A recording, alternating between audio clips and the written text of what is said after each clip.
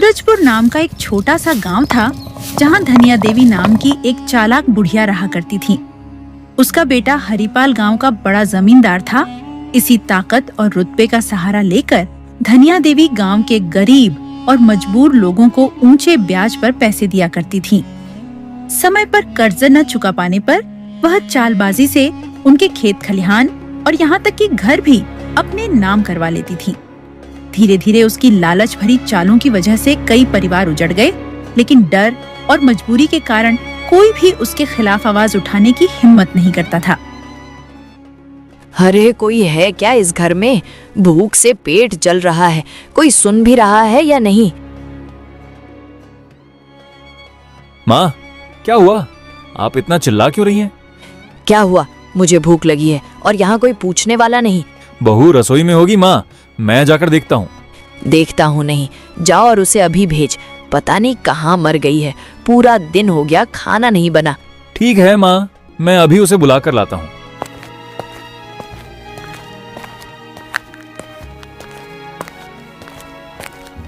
मां जी, क्या हुआ?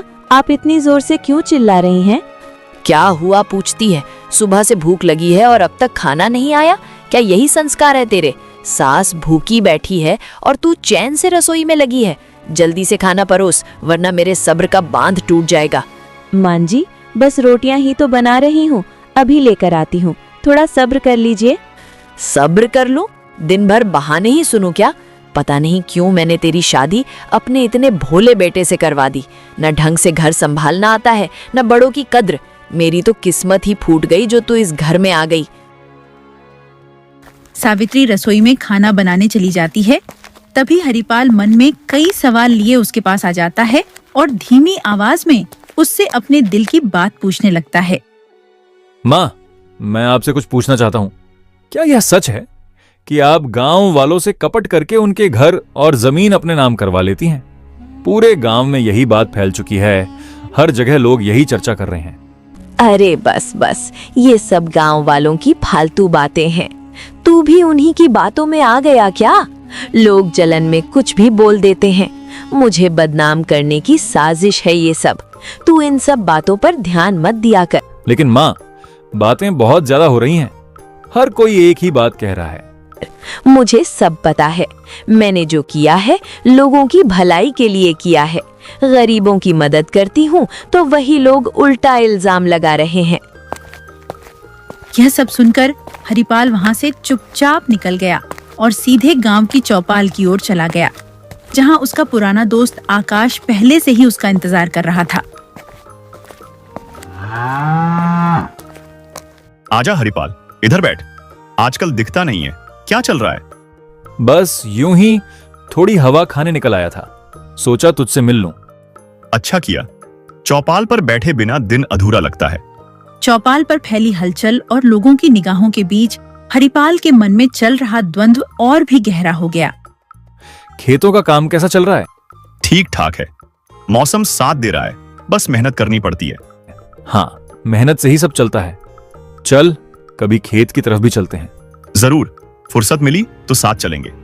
तभी धनिया देवी के पास उसके दोनों नौकर आ जाते हैं, कालू और कालिया। दोनों एक दूसरे से मिलते जुलते चेहरे और स्वभाव वाले थे और हमेशा उसकी हर चाल में साथ देते थे। मालकिन, इस बार तो शिकार खुद चलकर हमारी राह में आ गया है। आदमी सीधा है, हालात से टूटा हुआ और पैसों की जरूरत में डूबा हुआ। उसकी आंखों में डर और उम्मीद दोनों साफ दिखते हैं। बस 2 मीठे बोल और थोड़ी सी मदद का लालच, फिर देखिए कागज खुद उसके हाथों से आपके सामने होंगे। आप बस हुक्म दीजिए, बाकी जाल बुनना मेरा काम है। अरे अम्मा, इस बार खेल और भी मजेदार होगा। शिकार न ज्यादा चालाक है, न ज्यादा सवाल करने वाला। जरा सा दबाव पड़ा तो खुद ही रास्ता पूछते हुए आपके दरवाजे तक आ जाएगा। ऐसे लोग जल्दी भरोसा करते हैं और देर से समझते हैं। साफ साफ बोलो, आखिर किसके बारे में बात कर रहे हो तुम दोनों? कौन है वो नया आदमी और क्या समझते हो कि वो मेरे काम का है या नहीं? याद रखना, हर चाल सोच समझकर चली जाती है। एक भी कदम फालतू नहीं होना चाहिए। मालकिन, जिस आदमी की बात कर रहे थे उसका नाम आकाश है। वही किसान जो हाल ही में पैसों की तंगी में घूम रहा है। आकाश, वही जो मेरे बेटे हरिपाल का दोस्त है। हाँ अम्मा, वही आकाश हालात से परेशान है। अगर थोड़ा सहारा दिखे तो आसानी से भरोसा कर लेगा। नाम तो जाना पहचाना है। ठीक है, इस बार उसे आजमा लेते हैं। अगर वो जाल में फंसा तो समझो किस्मत खुद चल कर आई है। लेकिन ध्यान रहे, एक भी गलती नहीं होनी चाहिए। हमने कुछ भी बिना सोचे नहीं कहा, बस हालात देखकर अंदाजा लगाया कि वह आपके काम का हो सकता है। आखिरी फैसला तो हमेशा आपका ही होता है। धनिया देवी मुस्कुराते हुए एक गहरी साजिश रचती है और अपनी सारी चालें अपने दोनों नौकरों कालू और कालिया को साफ साफ समझा देती है। हरिपाल से मिलकर आकाश अपने घर की ओर जा रहा होता है। तभी रास्ते में उसकी नजर अपने खेतों पर पड़ती है, जहाँ भयानक आग धधक रही होती है। देखते ही देखते उसकी मेहनत की सारी फसल जलकर राख हो चुकी होती है। लपटों के बीच खड़ा आकाश स्तब्ध रह जाता है। उसकी आंखों के सामने उसका पूरा भविष्य जलता हुआ दिखाई देता है। हे भगवान, ये क्या हो गया? मेरी सारी मेहनत, सब कुछ जल गया। दिन रात जिस खेत को सींचा, आज वही मेरी आंखों के सामने राख बन गया। अब मैं क्या करूंगा? किसके सहारे जीऊंगा? मेरी जिंदगी तो इसी खेत से जुड़ी थी। पिताजी, आपकी निशानी भी मुझसे छिन गई। मैं आपको क्या जवाब दूंगा?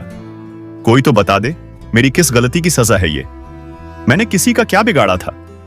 तभी धनिया देवी भी वहाँ पहुँच जाती है और बुझी सी मुस्कान के साथ आकाश से कहती हैं, अरे बेटा आकाश, इतना दुखी क्यों खड़ा है? जो हो गया उसे दिल पर मत लगा, खेत फिर से ठीक हो जाएगा। अम्मा, सब कुछ जल गया, अब समझ नहीं आ रहा क्या करूं।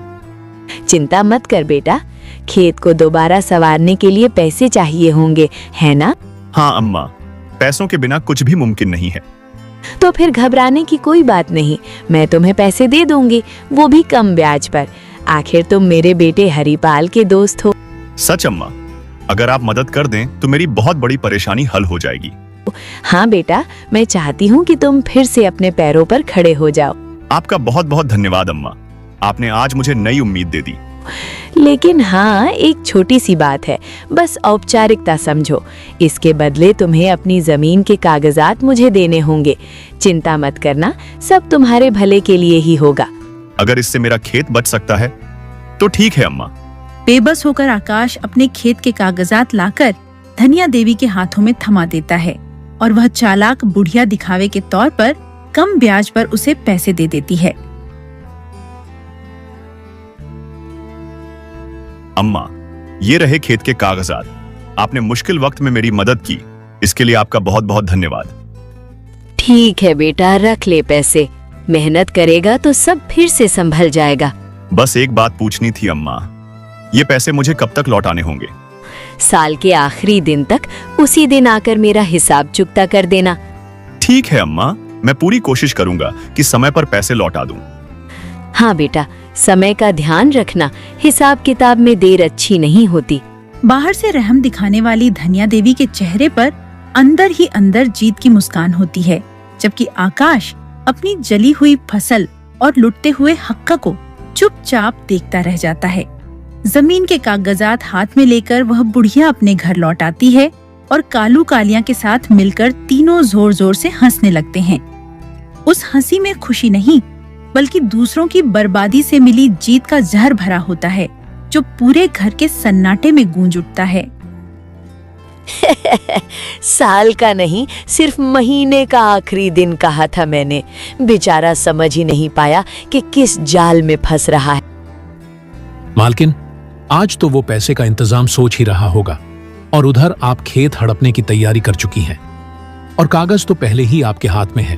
अब पैसे हों या ना हो, खेत तो गया। सही कहा मालकिन, आपकी चाल हर बार कामयाब होती है।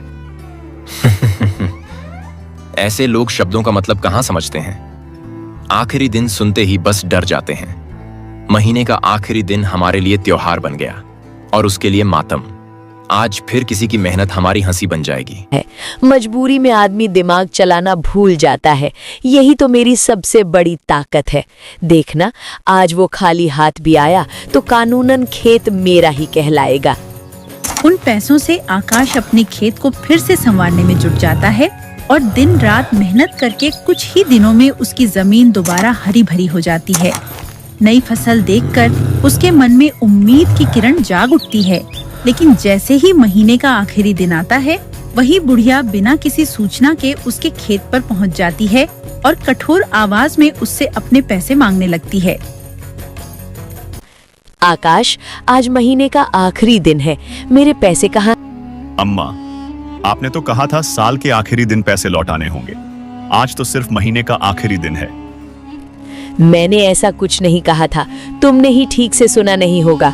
नहीं अम्मा, मुझे अच्छे से याद है। आपने साफ कहा था साल के आखिरी दिन। यादें गलत भी हो सकती हैं आकाश। कागज मेरे पास है और आखिरी दिन आज ही है। अम्मा, मेरी फसल अभी तैयार हुई है, थोड़ा वक्त और दे दीजिए। बहाने मत बनाओ, पैसा नहीं है तो जमीन मेरी हुई, नियम यही है। तो फिर आपने मेरे साथ धोखा किया? हिसाब किताब में धोखा नहीं होता, सिर्फ नियम होते हैं। पैसे न होने के कारण धनिया देवी बेरहमी से आकाश का खेत अपने नाम करवा लेती है और सब कुछ लुट जाने के बाद आकाश टूटे मन से अपने दोस्त हरिपाल के पास चला जाता है। उसके चेहरे पर बेबसी और आंखों में आंसू साफ झलक रहे होते हैं, मानो वह अब आखिरी सहारे की तलाश में हो। हरिपाल, अब मैं तुझसे कुछ भी नहीं छिपाऊंगा। तेरी माँ ने ही मुझे इस हाल तक पहुंचाया है। क्या मतलब? साफ साफ बता, आखिर हुआ क्या? मेरे खेत में आग लगने के बाद वही आई थी, मीठी मीठी बातें की, कहाँ कम ब्याज पर पैसे दे देगी। मैंने भरोसा कर लिया और खेत के कागज दे दिए। उसने कहा था कि साल के आखिरी दिन पैसे लौटाने होंगे, लेकिन महीने के आखिरी दिन ही खेत पर आ गई और बोली, मैंने साल नहीं, महीने का आखिरी दिन कहा था। पैसे नहीं थे तो खेत अपने नाम करवा लिया। ये सरासर धोखा है। तूने मुझे पहले क्यों नहीं बताया? आज तुझसे सब कह दिया, क्योंकि अब मेरे पास खोने को कुछ भी नहीं बचा। अपने दोस्त आकाश की सारी बातें सुनकर हरिपाल का मन बेचैन हो उठता है और वह गहरी सोच में डूबा हुआ अपने घर लौट आता है। घर पहुंचते ही वह अपनी माँ के पास बैठकर उससे खुलकर बात करता है और आकाश के साथ हुए अन्याय का जिक्र करते हुए अपने मन की दुविधा और गुस्सा उसके सामने रख देता है। माँ, मुझे आपसे एक सवाल पूछना है। ये बात मुझे आकाश ने खुद बताई है। क्या आपने उससे कहा था कि साल के आखिरी दिन पैसे लौटाने होंगे? मैंने जो कहा होगा सही ही कहा होगा, उसमें इतनी समझ नहीं कि ठीक से सुने। दोस्ती अपनी जगह है और हिसाब किताब अपनी। समय पर पैसे नहीं दिए तो जमीन मेरी हुई। माँ, आपने उसकी मजबूरी का फायदा उठाया। वो मेरा दोस्त है, लेकिन आपने वादा तोड़ा है। दुनिया वादों से नहीं कागजों से चलती है हरिपाल। ये बात जितनी जल्दी समझ ले उतना अच्छा। अपनी माँ से बात करने के बाद भी जब कोई हल नहीं निकलता तो हरिपाल निराश और टूटे मन से वहाँ से निकल पड़ता है। मन में भारीपन लिए वह सीधे अपने दोस्त आकाश के घर पहुँचता है।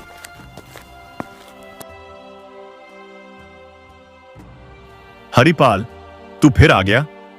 चेहरे से लग रहा है कि बात नहीं बनी। हाँ दोस्त, माँ से बात की, लेकिन कोई रास्ता नहीं निकला। सब कुछ पत्थर की तरह अड्डा हुआ है।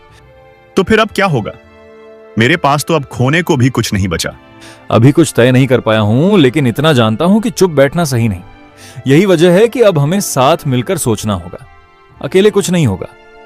अगर तू साथ है तो मैं भी हिम्मत नहीं हारूंगा। दोस्ती इसी का नाम है। जब तक सांस है, हार नहीं। कालू और कालिया जब सुनसान खेत के रास्ते से गुजर रहे होते हैं, तभी अचानक हरिपाल और आकाश उनके सामने आकर खड़े हो जाते हैं। हरिपाल के चेहरे पर गुस्सा साफ झलक रहा होता है और वह कड़ी आवाज में दोनों से सवाल जवाब करता है, जिससे डर के मारे कालू और कालिया घबरा जाते हैं। आज भागने का कोई रास्ता नहीं है। जो भी जानते हो अभी और यहीं सच सच बताओ। खेत में आग कैसे लगी? आकाश को पैसे के जाल में कैसे फंसाया गया? सब कुछ याद रखना। अगर एक भी बात छिपाई तो अंजाम बहुत बुरा होगा। अब ना मेरी माँ का डर काम आएगा, ना कोई बहाना। मालिक, हमें माफ कर दो। हमसे बहुत बड़ी गलती हो गई। खेत में आग लगाने का हुक्म मालकिन ने ही दिया था। हमें कहा गया था कि आकाश को मजबूर करना है ताकि वो खुद कागज लेकर आए। पैसे, तारीख और महीने की चाल सब पहले से तय था। हम तो बस उनके इशारे पर चल रहे थे। सच यही है। दबाव और डर में आकर वे धनिया देवी की सारी साजिशें उगल देते हैं और सच सामने आते ही आकाश की आंखों में गुस्से के साथ साथ टूटे हुए भरोसे की झलक दिखाई देने लगती है। यह सब सुनते ही हरिपाल का गुस्सा 7वें आसमान पर पहुंच जाता है और वह कालू कालिया को कड़ी चेतावनी देकर वहां से भगा देता है। दोनों नौकर डर के मारे तुरंत वहां से चले जाते हैं। अब बहुत हो चुका।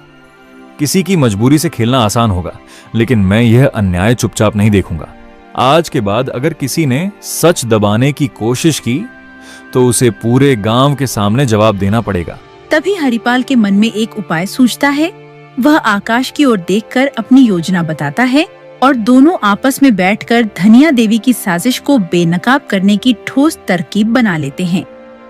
अगले दिन हरिपाल अपनी योजना के तहत अपने 2 भरोसेमंद दोस्तों को भेष बदलकर अपने ही घर भेजता है। अरे, बाहर कौन आवाज लगा रहा है? तुम लोग कौन हो? नमस्ते अम्मा जी, हम एक कंपनी की तरफ से आए हैं। कैसी कंपनी है ये और यहाँ क्यों आए हो? हमारी कंपनी में पैसा लगाने पर सिर्फ 3 दिनों में रकम दोगुनी हो जाती है। 3 दिनों में पैसा दोगुना? सच कह रहे हो ना? बिल्कुल सच है अम्मा जी, हमारे पास पूरे कागज और रसीदें हैं। हम गांव-गांव जाकर लोगों को यही सुविधा दे रहे हैं। अच्छा, ऐसा मौका रोज रोज नहीं मिलता। अंदर आओ, बैठो, पहले ठीक से समझाओ। पैसा तो मेरे पास है, बस फायदा चाहिए। आप सही जगह पर निवेश करने वाली हैं अम्मा।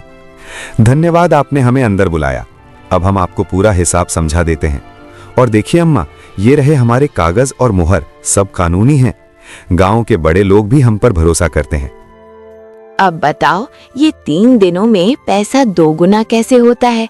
कहीं कोई झंझट तो नहीं है ना?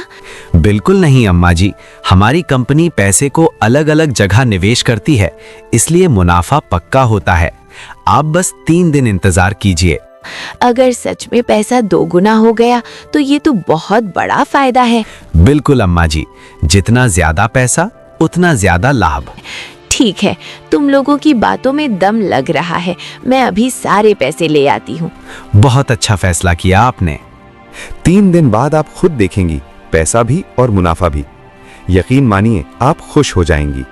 धनिया देवी बिना ज्यादा सवाल किए अपना सारा पैसा उन्हें लाकर दे देती है और वे दोनों उसे भरोसा दिलाते हैं कि 3 दिन बाद लौटकर हिसाब किताब पूरा कर देंगे। उनके जाने के बाद धनिया देवी के चेहरे पर संतोष भरी मुस्कान फैल जाती है, जबकि अनजाने में वह खुद अपनी ही चाल में फंस चुकी होती है।